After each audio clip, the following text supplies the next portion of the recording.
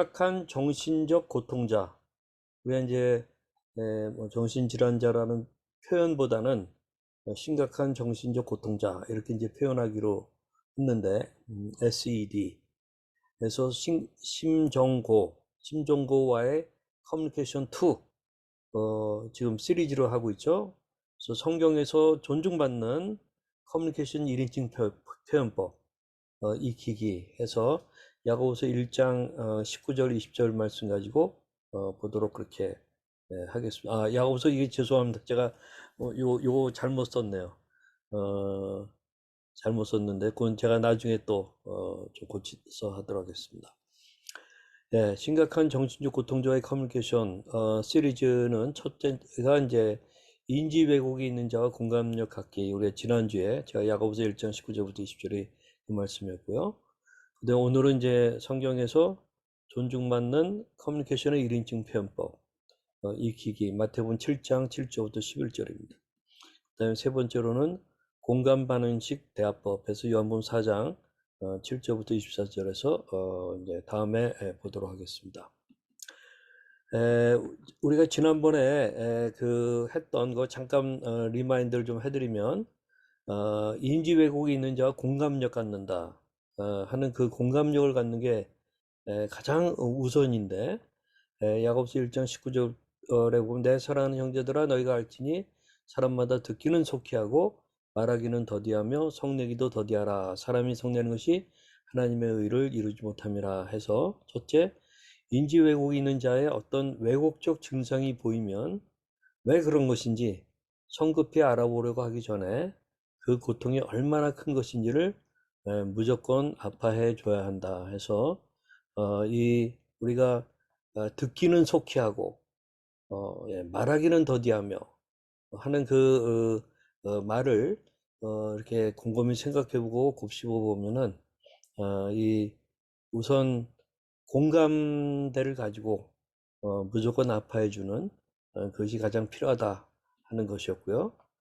이해가 안 간다고 해서 자꾸 왜 그러냐고 묻거나 따지거나 성내지 말고 무슨 말이든지 무조건 신속히 여기 듣기는 속히 타이밍이 중요하다고 그랬죠. 말하기는 더디 성내기도 더디 해서 무조건 신속히 들어줘야 된다. 그다음에 세 번째, 들으면서 상대가 나에게 신뢰감을 갖는다면 계속해서 공감적인 경청을 충분히 하는 그것을 나눠 썼습니다.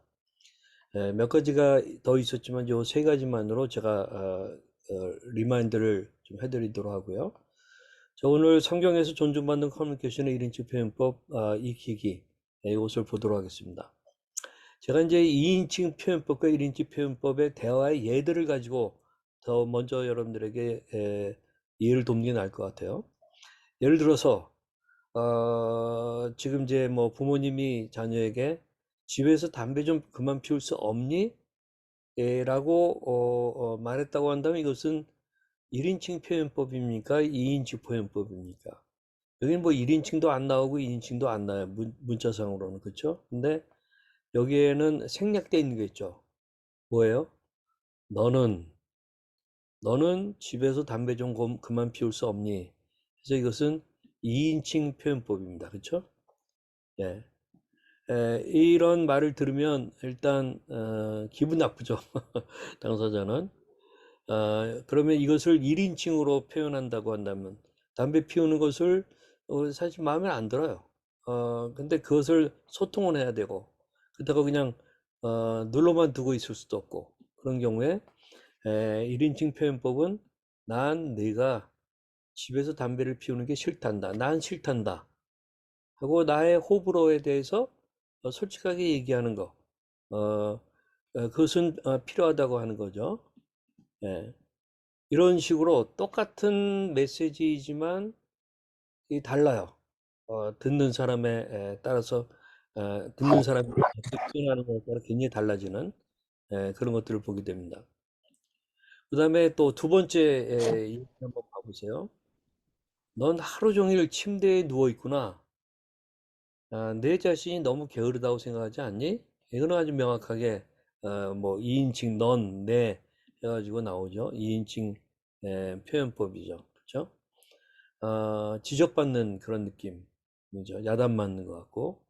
근데 이런 거에 대해서 문제의식을 느끼지만 내가 1인칭으로 이 바꿔서 얘기한다 하면은 이 얘기죠. 다른 사람들이 널 게으르다고 생각할지도 모르니 난 네가 하루 종일 침대에 누워 있지 않았으면 좋겠어. 그래서 난 내가 뭐 이렇게 하면 좋겠어 하고 이렇게 이제 한번 표현해 보는 거예요.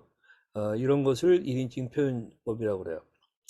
물론 저는 여기 하루 종일 침대에 누워 있는 거에 대해서 우울증이 심할 때는 존중해 주는 거, 그리고 좀 좋은 의미에서 내버려 두는 거, 뭐 필요하다고 생각해요. 근데 좀 굳이 대화를 하겠다고 한다면 그 표현법에 따라서 우리 상대방에게 트리거가 되느냐, 촉발시키는, 분노를 촉발시키는 요인이 되느냐, 아, 아니면 그냥 자기 성찰하도록 돕느냐, 그 차이가 있다고 봐요. 좀 더 예를 갖다 한번 보겠습니다. 난 네가 계속 이렇게 하다가 언젠가는 고통스러워 질까 봐 걱정된단다. 자, 이거는 1인칭입니까? 2인칭 표현법입니까? 난 네가 계속 계속 이렇게 하다가 언젠가는 고통스러워질까, 거기 고통스러워 다음에 고통스러워질까 봐 걱정된단다 했는데, 이거는 1인칭 표현법이에요. 근데 만약에 이것을 2인칭으로 한다고 한다면, 네 방식을 바꾸지 않는다면 언젠가는 넌 고통받을 거야 뭐 하는 그런 것이죠. 또 그다음에 하나만 더 들어보겠습니다. 만약 이렇게 과소비를 하다가는 내가 준 돈을 다 써버리고 말지. 그 후 네가 어떻게 살아가나 한번 두고 보자. 뭐 이렇게 말했다고 한다면 이것은 당연히 2인칭 표현법입니다. 그러나 1인칭으로 바꿔서 얘기한다면, 난 내가 돈을 마구 쓰는 것이 걱정된단다. 넌 스스로 내 돈을 잘 관리할 수 있다고 생각하니?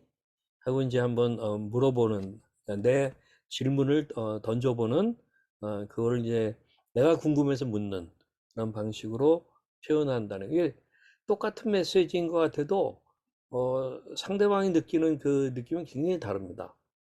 그래서 우리가 이제 1인칭 표현법과 2인칭 표현법의 차이가 뭐냐? 결국 2인칭, 너는, 당신은,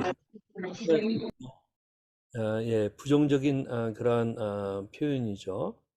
어, 예. 그리고 1인칭 표현법은 나는 해서 이거는 좀 긍정적인 표현입니다. 이 때문에 당연히 긍정적인 것보다는 부정적인 게 더 상대방의 마음을 어렵게 만들죠. 또 화가 나게도 만들고 이제 그러죠. 그래서 1인칭 표현법이라는 게 뭐냐? 1인칭 표현법이란 자신의 느낌을 표현하는 수단이다. 이는 효과적인 대화를 촉진시킬 수 있다. 또 1인칭 표현법에서 나는 대화의 중심이다. 내가 대화의 중심으로서 상대방하고 내 생각을 얘기하면서 상대방을 물어보는 거죠. 3. 1인칭 표현법을 만들 때 나는 내가 생각하거나 느끼거나 원하는 것에 대해 매우 명확하고 직접적인 대화를 하고 있는 것이다. 그래서 내가 생각하고 느끼고 원하는 것을 솔직하게 얘기하는 거예요. 명확하게. 그럼 직접적으로 얘기하는 거예요. 그러나 당신 하면서 비난하는, 또 지적질하는 그런 형태로 보이지 않고 내 생각을 얘기하는 거, 굉장히 예, 아주 다른 뉘앙스를 주게 됩니다. 그래서 한번 저는 우리 가정의 주된 표현법은, 또는 우리 부부 사이에서는, 또는 우리 자녀들하고 관계는, 또는 자녀는 우리 부모님께 어떻게 표현하는가 하는 것들 한번 생각해 보세요. 그러면서 우리가 하나님은 어떤 표현법을 쓰시나 또는 존중하시나 하는 거를 봤으면 좋겠어요. 예, 하나님은 나의 존재, 또 주체성, 자율성을 철저히 존중하십니다. 예, 나의 존재, 제가 자주 하는 얘기죠. 우리는 영어로 인간을 휴먼 비잉이라고 그래요. 존재. 휴먼 두잉이 아니에요. 인간은 휴먼 두잉, 때로는 잠 많이 자는 모습일 수 있고, 또 때로는 잘못된 행동할 수도 있고, 또 뭐 담배 많이 필 수도 있고 뭐 등등. 그렇지만 그것으로 사람을 보는 게 아니라 휴먼 빙, 그 존재 자체를 보는, 하나님은 나의 존재, 휴먼 빙, 그것을 철저히 존중하십니다. 그래서 하나님은 우리도 하나님 앞에 1인칭으로 표현하면서 나가는 걸 존중하시고, 또 하나님 자신도 그렇게 하시는 그런 것들을 성경에서는 아예 깔려 있어요. 그게 여러분들 우리가 잘 알고 있는 욥의 그 고통 잘 알고 계시죠? 근데 이 욥에 대해서 세 명의 친구들이 이건 다 너의 뭔가 죄를 범해서 그래 라고 얘기를 했잖아요. 계속해서 비난하는 거죠. 친구들의 대화법은 2인칭 표현법이에요. 그리고 심지어는 그 사랑하는 아내도 어려울 때는 돌아섰어요. 그래서 이 욥에게 뭐라 그랬습니까? 가장 대표적인 거 2장 9절에 그의 아내가 그에게 이르되 당신이 그래도 자기의 온전함을 굳게 지키느냐?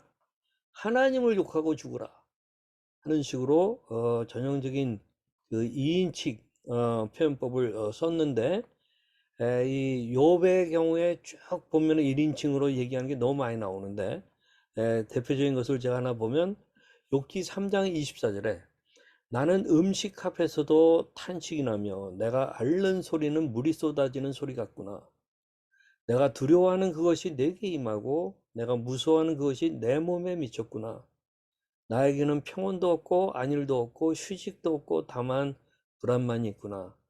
하나님을 저주하고 하나님을 향하여 당신은 뭐 도대체 당신은 하나님은 왜 뭐 이런 식의 2인칭 표현을 한 게 아니에요. 아내는 하나님을 욕하고 죽으라 하는 식으로까지 막 비난했지만 욥은 그러나 자기의 탄식에 대해서는 인정하고 그게 얼마나 고통스러운 것인지 하는 그런 것들을 다 인정하고 하나님 앞에 들고 나아가고, 나에게는 정말 평온도 없고 안일도 없고 휴식도 없고 다만 불안만이 있구나 하는 것들을 그대로 이 표현하는 나의 표현법, 1인칭 표현법이라 는 그런 얘기죠. 우리가 대표적으로 잘 알고 있는 시편 23편 같은 그 말씀은 그 전형적인 이 1인칭 표현법이죠. 나의 어떤 그런 느낌, 생각, 소신 그런 것들을 이해하는 게, 여호와는 나의 목자시니 내게 부족함이 없으리로다. 그 나를 푸른 풀밭에 누이시며 쉴만한 물가로 인도하시는도다. 내 영혼을 소생시키시고 자기 이름을 위하여 의의 길로 인도하시는도다. 내가 사망의 음침한 골짜기로 다닐지라도 해를 두려워하지 않을 것은 주께서 나와 함께 하심이라. 주의 지팡이와 막대기가 나를 안위하시나이다. 주께서 내 원수의 목전에서 내게 상을 차려주시고 기름을 내 머리에 부으셨으니 내 잔이 넘치나이다. 내 평생에 선하신가 인자하심이 반드시 나를 따르리니 내가 여호와의 집에 영원히 살리로다 하는 그러한 나를 중심으로 하는 그 느낌과 어떤 그 소신과 소감을 이렇게 솔직하게 표현하는 그런 유명한 시죠.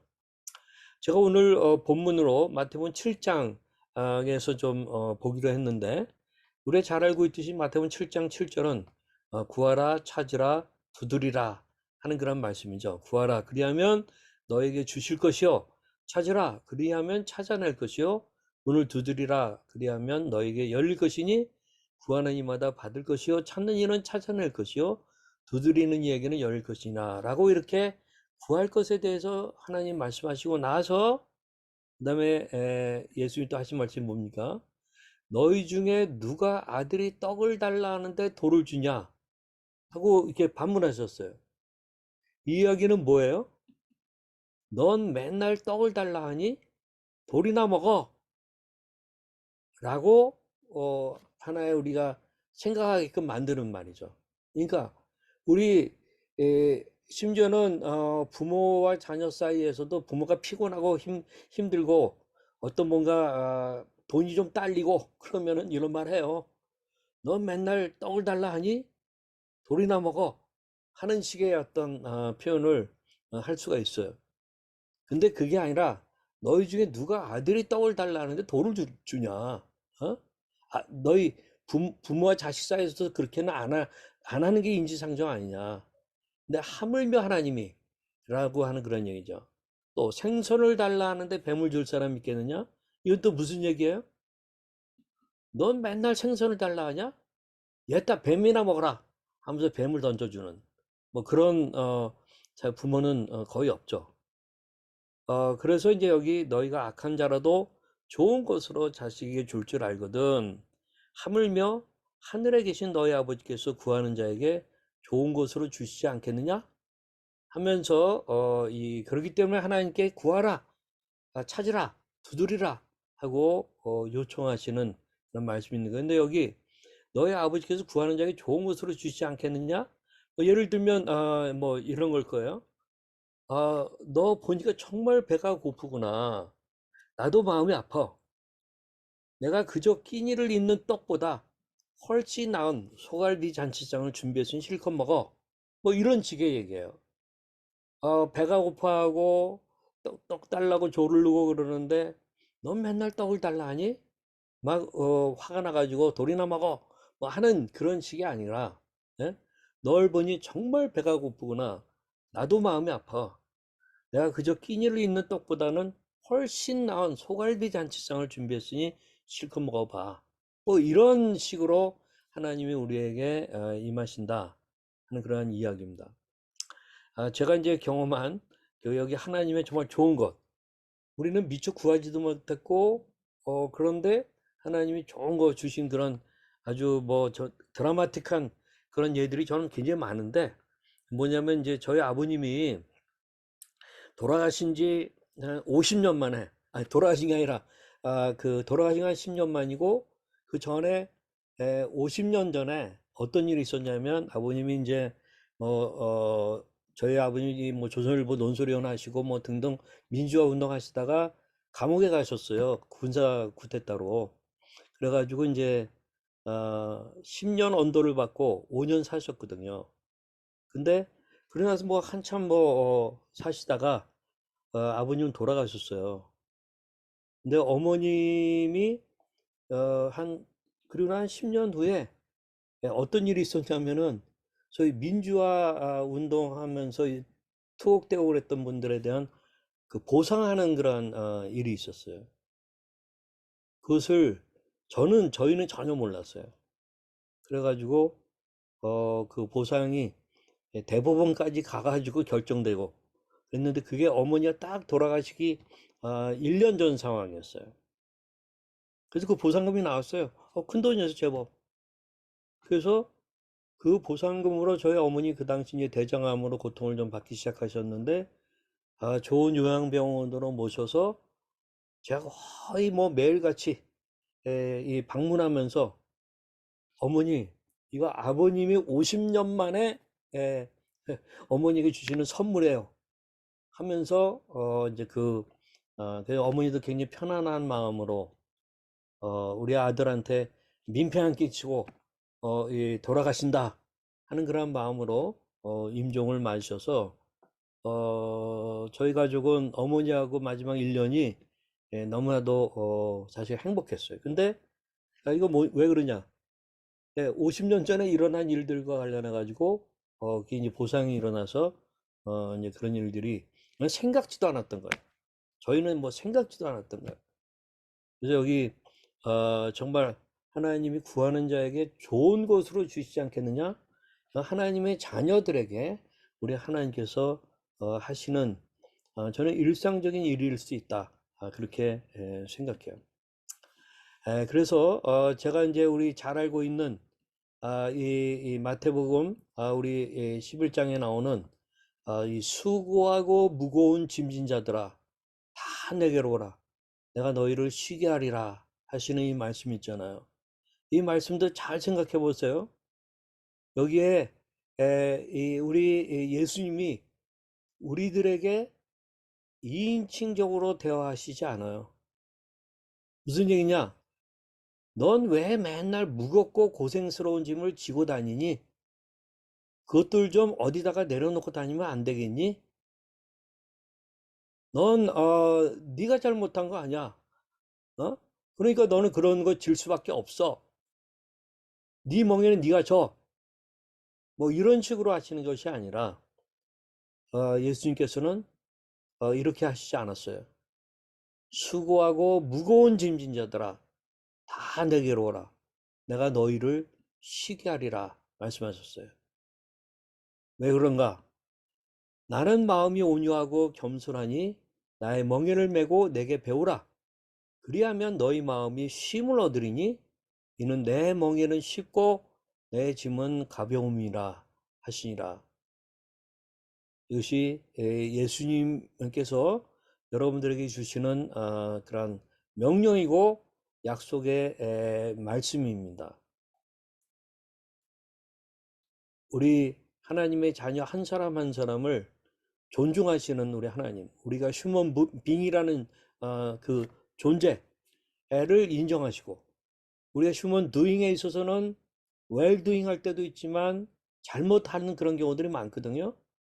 그거에 대해서 탓하지 않으시고, 우리가 하나님 앞에 겸허하게 나오게 되면은 우리를 받으시면서 1인칭 대화법으로 또한 이런 말씀을 주시는 분이 우리 예수님이십니다.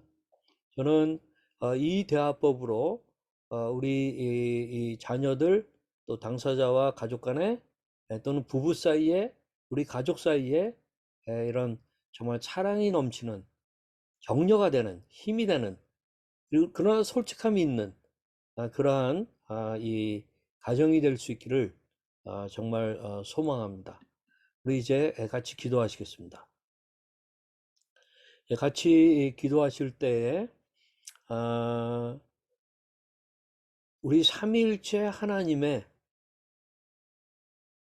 정말 우리를 향하신 그 사랑, 우리가 죄인임에도 불구하고 받으시고 인정하시고 우리가 지어서 잘못된 죄의 짐을 오히려 지어주시고 가볍게 해주시고 하시는 그 하나님의 사랑을 우리가 감사하면서 우리가 사랑하는 사람과의 대화에 있어서도 그 하나님의 사랑의 여유가 흘러넘치는, 그래서 표현법이 정죄하는 표현법이 아니라 인정하고 받아들이고 솔직하게 나누는 그런 표현법으로 바뀌게 해달라고 우리가 기도할 수 있기를 원합니다. 우리 같이 한마음 목소리로 기도하시겠습니다. 기도합니다.